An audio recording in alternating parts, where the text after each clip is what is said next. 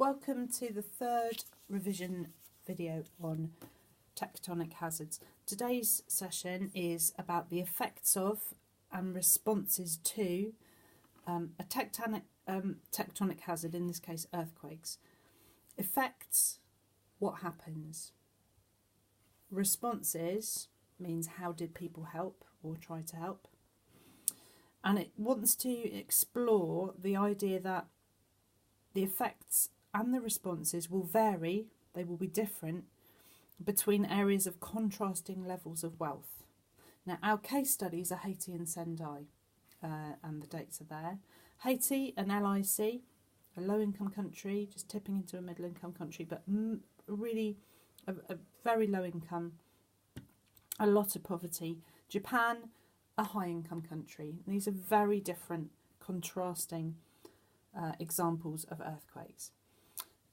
Remember, this is the key idea. So as much as we need to know the effects and the responses, all the time we're trying to consider how they vary and how that links to the level of wealth. Okay, so initially, if we just look at some development data for these earthquakes and a couple of key pieces of information. So in Haiti, we have a GNI, gross national income, per person of $800 per year. And that contrasts enormously with Japan, where it's $41,000 roughly per person per year. Life expectancy currently in Haiti, 63.8, and 20 years higher in Japan at 83.7. So in Haiti, we can see there's poverty that links to low life expectancy or lower life expectancy, which will tell us that maybe medical supplies aren't as advanced, maybe access to clean water and so on is not as good. Now, the earthquake itself, the earthquake in Haiti was a 7 on the Richter scale, which is a large earthquake. In Sendai, it was a 9. This is a huge earthquake. The waves would have been 100 times higher than the 7. Every time you go up 1 on the Richter scale, it's times 10. So 100 times higher in Japan. Plate margin wise, the Sendai, Japan, as you know, is a destructive plate margin. We expect large earthquakes there. Haiti is near a destructive plate margin. The fault where this earthquake happened was actually a conservative plate margin or a strike-slip boundary. Okay, so what we're going to do now is we're going to just consider some extremely important words that will come up definitely in your exam. So we're going to need to think about primary and secondary effects. So what happens? Primary effects happen due to the earthquake. So the ground shakes, the house falls down. The ground shakes and the bridge falls down. The ground moves and the road is broken. Secondary effects happen due to a primary effect, or indeed another secondary effect. So what we see is, for example, a primary effect might be that a building, a business collapses. A secondary effect is that people have lost their jobs and the economy suffers. Responses is about how people help. So we've got immediate responses. This is people helping in the first hours, days and weeks. And then the longer term responses. And these are people helping in the following months and years. These 4 key words are really important, and please make sure that you understand them and that you've got some good examples for them. Okay, so we're going to focus in on each of these in turn and look at our important case studies. So if we have a look here, let's do a little bit of sorting. So Haiti and Sendai in Japan, primary effects. So if we have a look at the blue one to start with, homes destroyed, roads destroyed, power supplies out, businesses destroyed. Does that apply to Haiti or does it apply to Sendai? Well, it actually applies to both, so I'm going to put it in the middle. And the key point here is that there are general points that you can make. These are primary effects that affected both to a greater or lesser extent. So let's give some case study examples that we want to include. How about this one? The presidential palace collapsed. Where was that? Where does that apply to? Okay, so in this case, that applies to Haiti. And the presidential palace obviously housed the president and officials in Port-au-Prince, the capital city, and that collapsed. Hospitals destroyed. Well, again, this really did apply to both, but I'm going to put this particularly on the Haiti side because they really were left without much medical care at all. Now, the tragic case of the deaths. The earthquake was much, much bigger in Japan. However, the death toll was much higher in Haiti. Now, deaths generally go into the primary effects, and they can be primary or secondary effects. Let's try and work out why this is different, because this will relate to the wealth of the area. So in Haiti, there were a huge number of deaths. Why were there so many deaths? Let's link that to the differences in wealth. In Port-au-Prince, the capital city, houses were not built to be earthquake proof, and that led to basically the majority of buildings collapsing. They were made of concrete blocks and they collapsed tragically very, very easily, and this related directly to the number of deaths. I mean, if you think about the fact that the presidential palace collapsed and clearly also wasn't earthquake proof, clearly that is going to be linked directly to the level of wealth. However, in Sendai, happily, many buildings survived the earthquake because they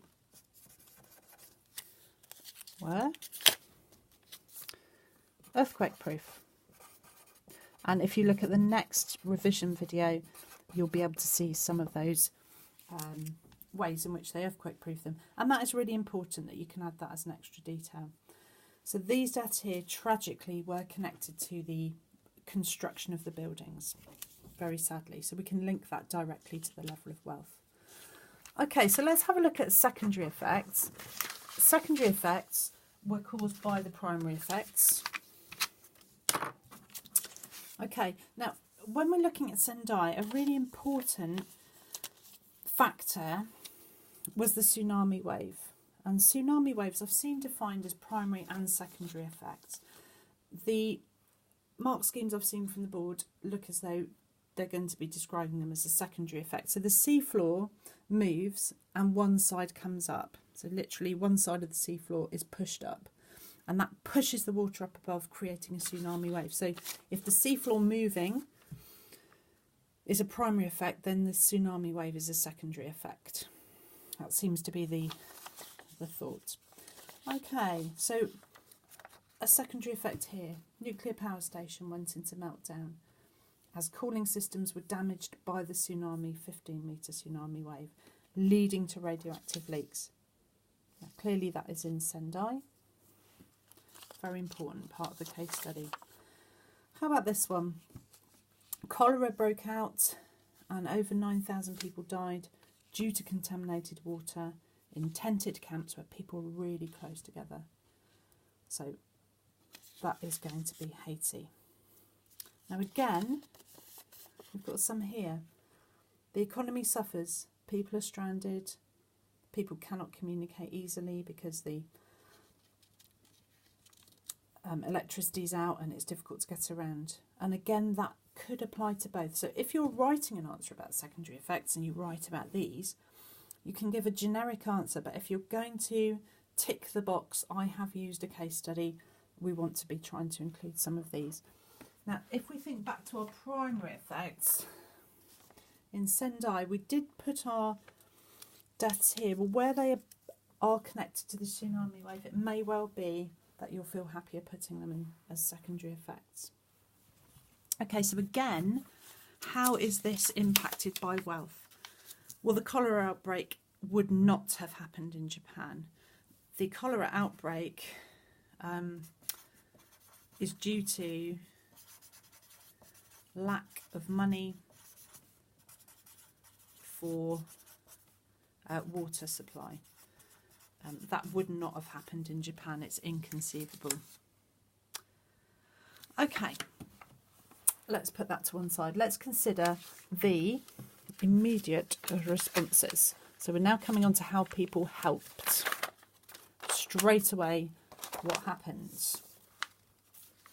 Okay, do the sorting activity again. So, people were evacuated from the area around Fukushima. Okay, so obviously that connects to the nuclear reactor that was affected, and that will be in Sendai. Emergency shelters set up in schools and sports centres. So again, it could be both, but it was happening much more effectively in Japan. The schools and sports centres were still standing. The Japanese Red Cross gave out 14,000 sleeping kits, clearly, in Japan. Okay, let's have a look at this one.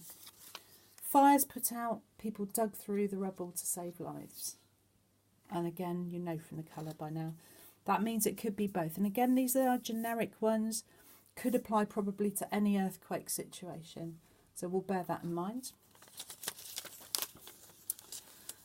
The USNS Comfort, a hospital ship, was sent by the US Navy to help. Okay, so that was in Haiti and it was invaluable. So Barack Obama, who was president at the time, sent that out. It was in the area, it got there within days and was able to carry out important life-saving operations. Countries sent food, water, tents and medical supplies. Okay, so both countries did get aid, but Haiti was desperately in need of aid. It took a week for help to arrive. Okay, so tragically that's in Haiti. And if we have a think again, how is wealth affecting this picture? What we can see is that actually Japan was as prepared as you can be for such an enormous earthquake.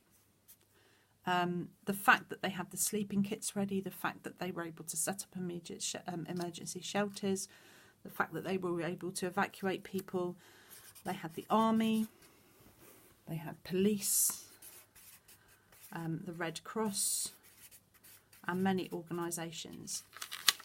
Very ageing population, so it was really important that they could get in there quickly. So that is crucial. The opposite was the case in Haiti.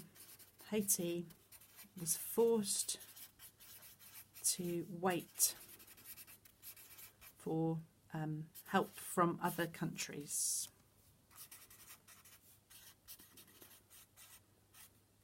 So again, for all of these, just think about the wealth. How did it affect them?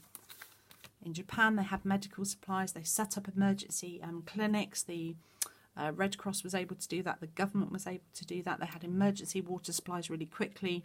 That was not the case in Haiti, and people felt really quite abandoned in those situations. Okay, last but not least, we have our long-term responses. So these are things that happened over the following weeks and months. 2 years later, only half the rubble had gone. So that, as you can imagine, would be in Haiti. So in 2 years, half the rubble was cleared. Obviously meaning that the situation was not improving very quickly. People lived in tents for years. So a long-term response was to have large numbers of people living in tents for many years. The government built temporary housing for 120,000 people. Now this could be both, but it is Japan, and there will be a link below to a video which will show you some information about this.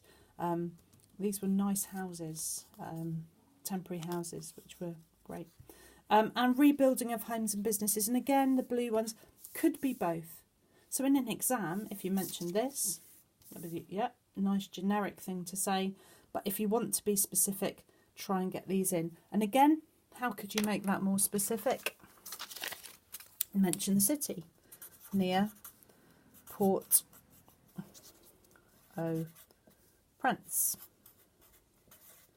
Make it more specific. Okay, so let's just have a quick look here. So quite simply, the Japanese government could afford to build temporary shelters. And in exactly the opposite way, very sadly, the Haitian government could not afford to rebuild quickly. And really, they are still relying on international aid. Okay, so what we've seen is that we have a situation where a country which experiences much lower GNI per capita and much lower life expectancy has seen significant problems in terms of